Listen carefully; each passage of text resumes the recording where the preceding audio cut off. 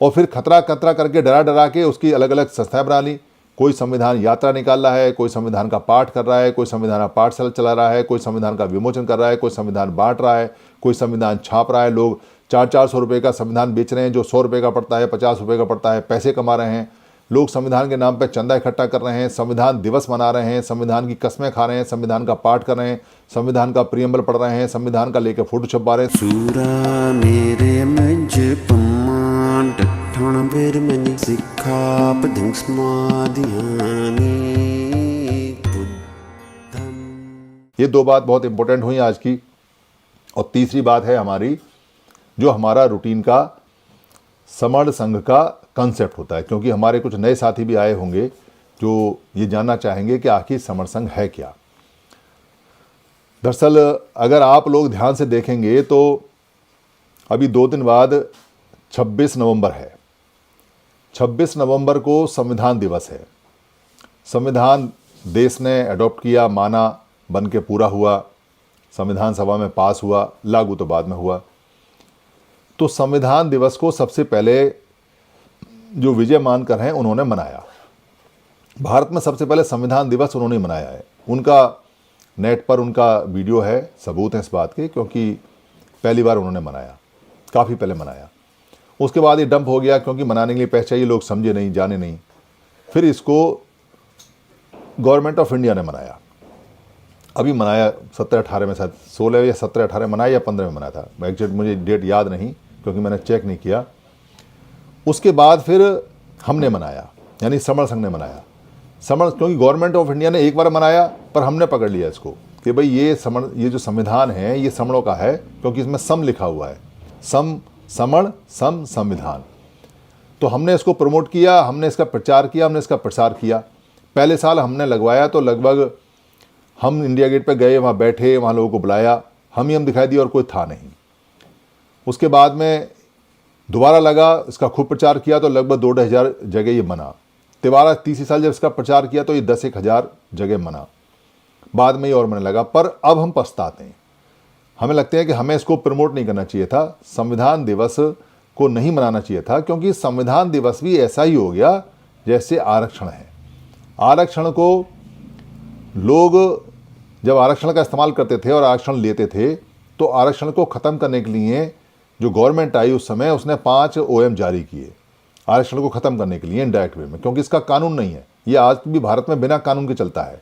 अगर कोई आरक्षण ना दे, आपको या आरक्षण बदल दे, या आपका आरक्षण खा जाए, या कोई झूठा प्रमाण पत्र बना के नौकरी ले ले, तो उसको कोई सजा वजह नहीं है, जो चाहे वो कर सकता है। आरक्षण देने वाले आरक्षण दें या ना दें, कोई सुनवाई नहीं होती, क्योंकि इसका कोई कानून नहीं है। ये एक कागज़ के पन्ने पर चलता है, जो OM बोलते हैं, जिसको ऑफिस मेमोरेंडम बोलते हैं, उसके आधार पर चलता है। तो जो ये ऑफिस मेमोरेंडम चलता है, OM के आधार पर चलता है, वो 5 OM आए जो संविधान को ख़त्म करने वाले थे। और उसके बाद फिर सरकारी कर्मचारी अपने संविधान को, अपने प्रमोशन को बचाने के लिए इकट्ठे हुए। 3-4 बार वो रामलीला मैदान में इकट्ठे हुए। इसमें 2 OM वापस हुए, एक आधा अधूरा हुआ, पर लागू ऐसे ही हुए। तो उसके बाद जितने भी लोग थे, क्योंकि वो जो सभाएं लगी उसमें लोगों ने पैसा बहुत दिया, चंदा बहुत आया, मीटिंग बहुत लगी, तो पैसा देने में हमारे लोग पीछे नहीं हटे। तो बहुत सारे लोगों ने आरक्षण बचाने का काम शुरू कर दिया। आरक्षण नहीं बचा, पर आरक्षण बचाओ संघर्ष समिति, आरक्षण बचाओ समिति, आरक्षण बचाओ सम्मेलन, आरक्षण बचाओ रैली, मतलब साल दर साल एक परंपरा सी बन गई कि आरक्षण बचाना है। लोग नए नए मैदान में आते गए, उसी संगठन में से टूट टाट के दूसरे बन जाते थे, आरक्षण नाम पे पैसे लेते थे। यूपी में फिर आरक्षण चला गया तो फिर वहाँ पे कुछ लोग सक्रिय हो गए, फिर पैसे देने लगे लोग।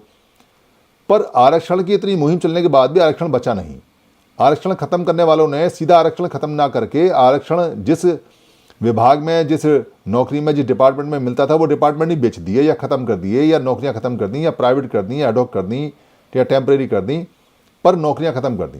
नौकरियां ख़त्म हो गई तो आरक्षण ख़त्म ऑटोमेटिक हो गया, कहना नहीं पड़ा, पर आरक्षण ख़त्म हो गया। तो इतने सारे संगठनों को जो पैसा दिया, इतने सारे संगठनों के साथ जो खड़े हुए, और इतने सारे संगठनों को जो मदद दी, या इतने सारे संगठन जो आरक्षण बचाने आए, वो कामयाब क्यों नहीं हुए? क्योंकि सभी लोग लग गए आरक्षण बचाने पे। चारों तरफ आरक्षण बचाने की रैलियां, सम्मेलन होने लगे, लोग नए नए भाषण देने लगे, दुनिया भर का आरक्षण पढ़ाने लगे, पर इकट्ठे नहीं हुए। इसलिए उनके खुद के डिपार्टमेंट भी बिक गए। जो डिपार्टमेंटों को नेतागिरी कर रहे थे, उनके खुद के डिपार्टमेंट बच गए। पर उनको इस बात की शर्म नहीं है कि हम आरक्षण बचाने गए थे आरक्षण तो छोड़ो, हमारे डिपार्टमेंट ही चले गए, कोई पूछता नहीं, वो बताते नहीं, फिर वो इधर उधर की बातें करते रहते हैं। तो जो हश्र आरक्षण का हुआ बचाते बचाते, वही संविधान का हो रहा है। 26 नवंबर संविधान डे है, अब गवर्नमेंट नहीं मनाती इसको, और जो लोग संविधान का मजा ले रहे हैं या संविधान का पूरा फायदा उठा रहे हैं वो भी नहीं मनाते, उनका तो काम चल रहा है।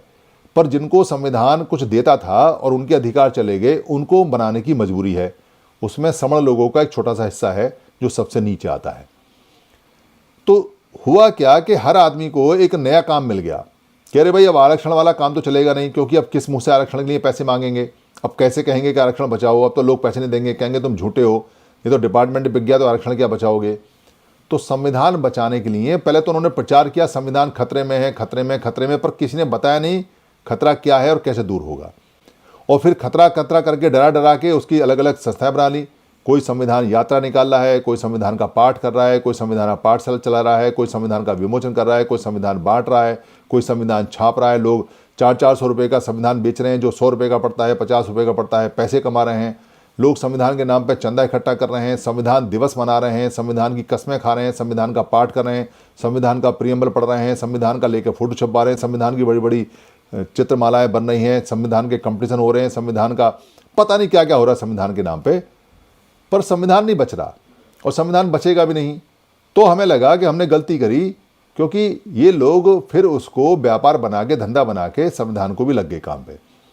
पर किसी ने भी नहीं सोचा कि संविधान बचता कैसे है, संविधान खतरे में कैसे है। संविधान खतरे में नहीं है, खतरे में संविधान से जो लाभ लेने वाले लोग हैं वो हैं। जिनको लाभ मिल रहा है और ज़्यादा मिला है संविधान से, वो क्यों बदलें संविधान को? उन्हें तो बड़ा मज़ा आ रहा है, उनकी तो ज़िंदगी बढ़िया हो गई। पर जिनके कुछ अधिकार थे और वो संविधान के तहत में जा रहे हैं, उनको लगता है कि पहले वाले अधिकार आने चाहिए। यानी झगड़ा इस बात का है कि जो अधिकार हमें वहाँ लिखे हुए हैं वो हमारे वापस आने चाहिए। इसको संविधान बचाना कहते हैं कि संविधान वापस आने चाहिए। तो संविधान के अंदर अपने अधिकार के जो अनुच्छेद हैं या जो टिप्पणियाँ हैं, जो वहाँ हमारे आर्टिकल लिखे हुए हैं, वो वापस आए या वो ठीक हों या और जुड़ें, उसको कहते हैं संविधान बचाना। तो उसको कैसे बचाएंगे? संविधान में कोई भी आर्टिकल या कोई भी धारा या कोई भी अगर वहाँ एक्ट जुड़ता है तो वो बहुमत से जुड़ता है और बहुमत से ही ख़त्म होता है। और बहुमत लोगों की जनसंख्या पे निर्भर करता है। तो आप जनसंख्या को जुटा लीजिए, बहुमत को जुटा लीजिए। आपको पार्लियामेंट जाने की जरूरत नहीं है, आपको एमएलए एमपी बनने की जरूरत नहीं है, आपको सिर्फ संख्या को शो करना है। संविधान को पता चल जाता है कि ये संख्या हमारी है या नहीं है। इस बात को लेके हम पिछले कई सालों से, लगभग 2004 के बाद से लेके आज 19 साल होने वाले हैं, हम लगातार बात कर रहे हैं। कभी हम प्रेसिडियम बनाते हैं लोगों का, प्रेसिडियम ताकि लोग आए इकट्ठे हो जाएं। कभी हम आंध्र भवन में मीटिंग लगाते हैं, कभी हम जगह जगह जाके लोगों से मिलते हैं, कभी उनकी मीटिंगों में जाते हैं, कभी उनको कहते हैं भाई इकट्ठे हो जाओ। पर नेता नहीं इकट्ठा होने दे रहे हैं, क्योंकि नेताओं की रोजी रोटी और धंधा खत्म हो जाएगा। जैसे अभी संविधान दिवस के ऊपर सबने अलग अलग लगाई है संगति। अगर ये संविधान दिवस सब एक साथ मना लेते तो संविधान बच जाता, वो भी बच जाते। गारंटी थी इस बात की, क्योंकि लाखों करोड़ों की संख्या है। अगर एक वॉइस, एक आवाज़ होगी और एक तरह का झंडा होगा और एक तरह की बात होगी और एक साथ होंगे तो गवर्नमेंट मान लेती है बात को, संविधान मान लेता है बात को। पर जब अलग अलग होंगे तो गवर्नमेंट भी मज़े से बैठी रहती है। तो क्या जरूरत पड़ी है? जब तक खुद ही अलग अलग होकर मर रहे हो तो संविधान तो बाद में बचेगा, पहले तुम ही बच जाओ। इस समस्या को देखते हुए समण संघ ने सभी जितने भी हमारे नेता हैं उन सबको कहा भाई इकट्ठे हो जाओ, नहीं मारे जाएंगे। पर कोई इकट्ठा नहीं हुआ। जब कोई इकट्ठा नहीं हुआ तो सोचा भाई हम ही इकट्ठे हो जाए साधारण लोग। तो यहाँ साधारण लोग इकट्ठे होने लगे और साधारण लोग इकट्ठे होके वी द पीपल के नाम से हम इकट्ठे हुए। पर जैसा कि मनुष्य का स्वभाव होता है, एक साथ तो बदलता नहीं है। वी द पीपल के नाम से इकट्ठे होने शुरू हुए तो कुछ लोगों ने इसमें कहा कि मुझे राजनीति करनी है। तो उनको कहा भाई बहुमत से बात कर लो। तो बहुमत ने कहा जी राजनीति नहीं करेगा संघ। ये तब तक संघ नहीं था, तब तक वी द पीपल था। राजनीति नहीं करेंगे हम। तो वो लोग चले गए। अब वो ये तो कहते नहीं किसी के हमें राजनीति करनी थी, इसने चले गए। कुछ लोगों ने कहा जी कि हम चंदा इकट्ठा करेंगे, यहाँ व्यापार करेंगे। उनको कहा भाई व्यापार अलग करो और चंदा यहाँ इकट्ठा होगा नहीं। उनका चंदे का काम, क्योंकि चंदा धंधा है। जो लोग चंदा इकट्ठा करते हैं वो कुछ जमा करते हैं, कुछ खा जाते हैं। तो चंदे का बात यहाँ खत्म हो गई। कुछ लोगों ने कहा कि भाई हम तो यहाँ एक मत और एक धर्म की बात करेंगे। उनसे कहा भाई देखो संविधान के अंदर, संघ के अंदर एक मत एक धर्म की बात नहीं होती। मत और धर्म, संविधान ये कहता है कि आपका पर्सनल मैटर है, इसको आप पर्सनल लेवल पे लें, ये सामूहिक मैटर नहीं है।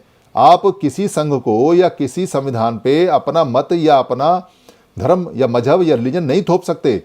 आपको संवैधानिक दायरे में देश के अंदर संविधान के तहत चलना होगा, और हम संविधान को नेता मानते हैं, इसलिए यहाँ एक मत की और एक विचारधारा की बात नहीं चलेगी। यहाँ सबकी विचारधारा सबके साथ अपनी अलग अलग है, और हम किसी की विचारधारा को छोटा बड़ा नहीं कहते।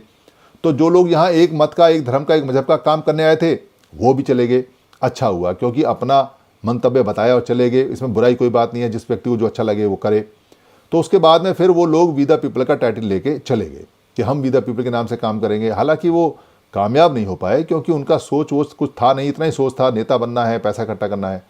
पर जो बड़ी सोच के लोग थे, उन लोगों ने कहा कि हम पुराने संघ पे काम करेंगे। पुराने संघों के नियम खोदे गए, पुराने संघों के नियम आए, यहाँ एक एक करके डिस्कस हुए। यहाँ पिछले 3 साल से लगातार नियमों को खोद रहे हैं, तो पुराने नियम निकल के लाए। तो पहला नियम निकाल के लाए, केवल समण।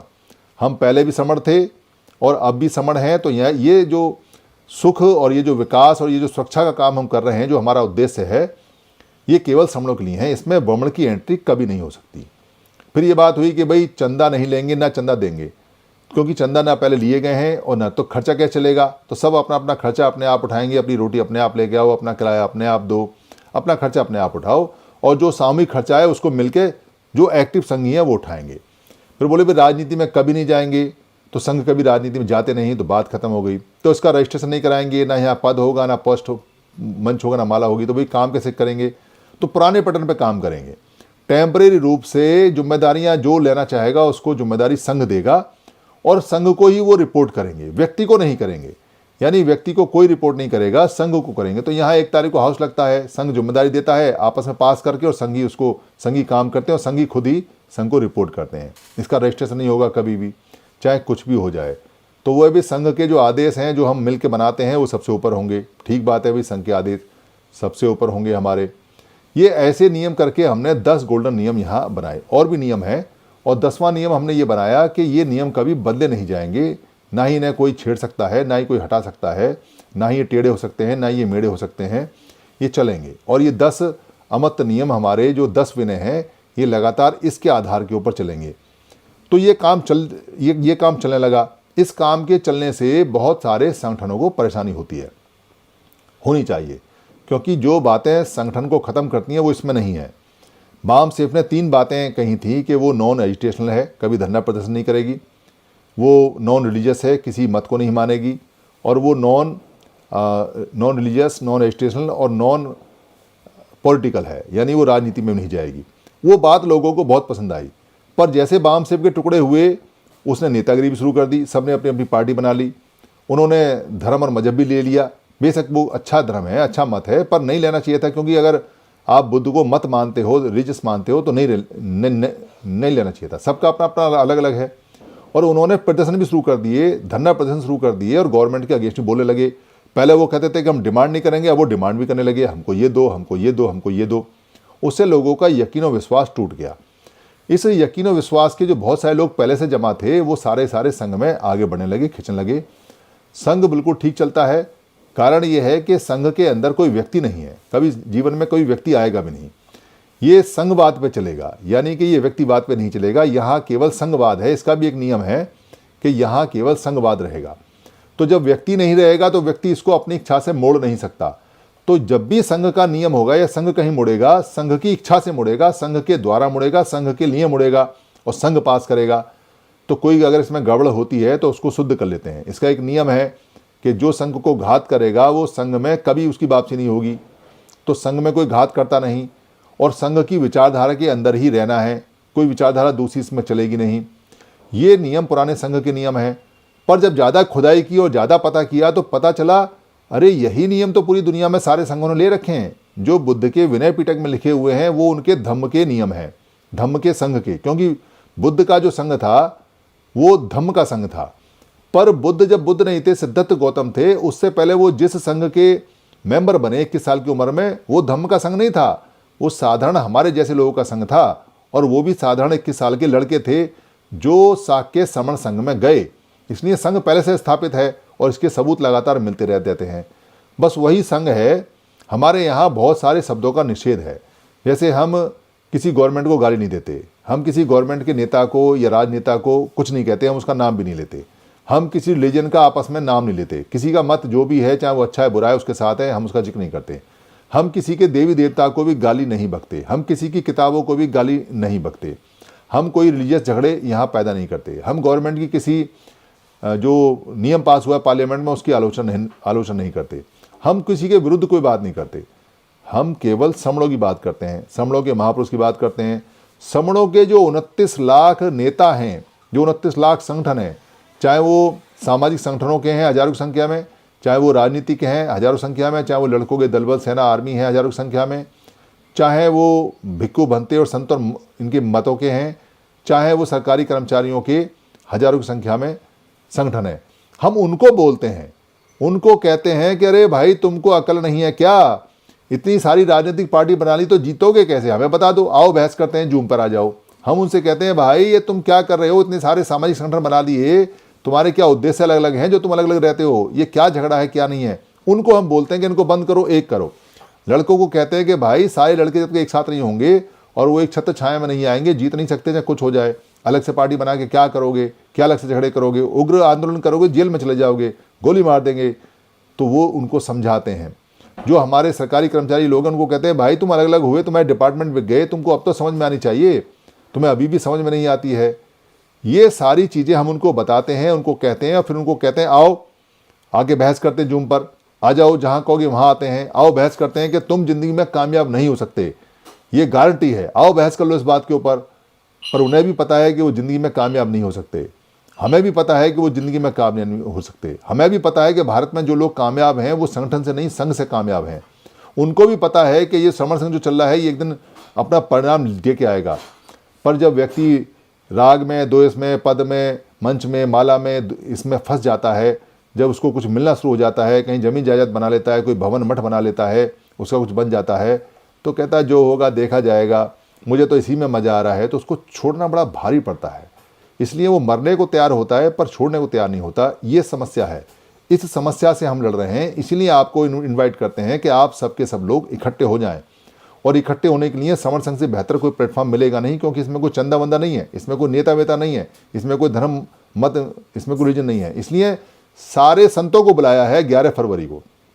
हम लोग के जितने संत हैं सब आओ, ना कोई छोटा है ना बड़ा है, संतों में ही आपस में झोल है, संत ही आपस में लड़ते रहते हैं। एक संत दूसरे संत के अनुयायियों को देखना पसंद, संत तो सारे चले गए, संत तो एक भी नहीं है, पर उनके अनुयायी दूसरे संत के अनुयायी को देखना पसंद नहीं करते। अरे भाई तुम्हें तुम्हारे संत ने ये थोड़ी बताया है कि तुम आपस में लड़ना, मेरे को एक समण संत बता दो जो ये कहता हो कि हमें आपस में लड़ना है, एक समण संत बता दो। आपको एक समण संत नहीं मिलेगा जो आपस में लड़ने के लिए बोलता हो। तो अनुयायी क्यों लड़ रहे हैं भाई, जाहिर सी बात है कहीं ना कोई गड़बड़ है। उस गड़बड़ को पकड़ने के लिए सारे समण संतों का समागम 400-500 साल बाद लगेगा 11 फरवरी को दिल्ली में तालकटोरा स्टेडियम में। चूँकि खर्चा हमें सबको अपना अपना उठाना होता है, इसलिए जो लोग यहाँ आएंगे वो अपने खाने का, बैठने का, तालकटोरा स्टेडियम का, लाइट का, साउंड का, सिक्योरिटी का, वहाँ जो मैनुअल पावर लगेगी उनका, खाने इसका हलवाई का, इल्ले का, बिल्ले का, ये सारा खर्चा मिला के एक व्यक्ति का 350 रुपये है।